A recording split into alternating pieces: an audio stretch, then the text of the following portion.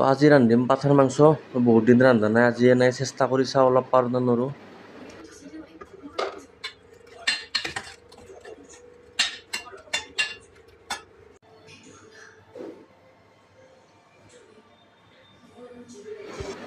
তো ইয়াতে আকৌ ফৰ্মেলিটিজ নাই, যি মছলা ঘৰত আছে সেই দিম, বজাৰৰ পৰা নতুনকৈ আকৌ অনা নাই, যি মছলা ঘৰত আছে সেই দিয়ে ৰান্ধিম।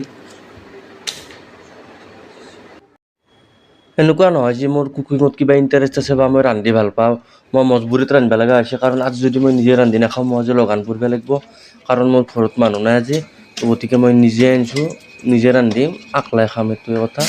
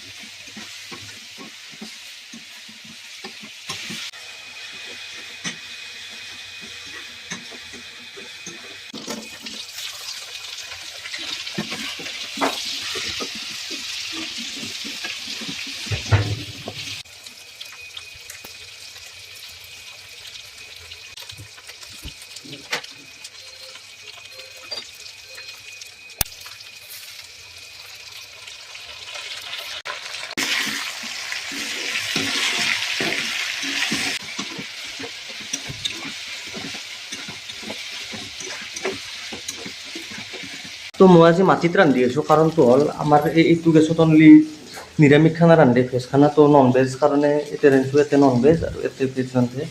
একদম গৰম ঘামে ধুই পেলাইছে, আৰু আজি মানুহ মই আৰু ইয়ে, তো বেলেগ মানুহ নাই, আমি দুটাই মানুহ মানে জীৱ, আৰু মই মানুহ, ই কুকুৰ, তো আমি দুটাই মানুহ। তো ইও ৰখি আছে, তো মই ৰখি আছোঁ ৰান্ধা হ'লে, তো ৰান্ধা হ'লে দুয়োকালে খাম। অলমষ্ট হৈছে আৰু ৰান্ধা, আৰু টাইমো বহুত দেৰি হ'ল, 4টা বাজি গ'ল। তো মোটামুটি হৈছে, এতিয়া হোৱাৰ লগে লগে প্ৰথমতে কুকুৰটোক দিম, তাৰপিছত মই খাম। ফাইনেলি হৈ গ'ল আঞ্জা। তো প্ৰথমতে এক দিওঁ, তাৰপিছত মই খাম। তো এইটো ইয়াৰ কাৰণে বানি আছোঁ, তাৰপিছত এক দি আহোঁ, তাৰপিছত মই খাম ধুনীয়াকৈ।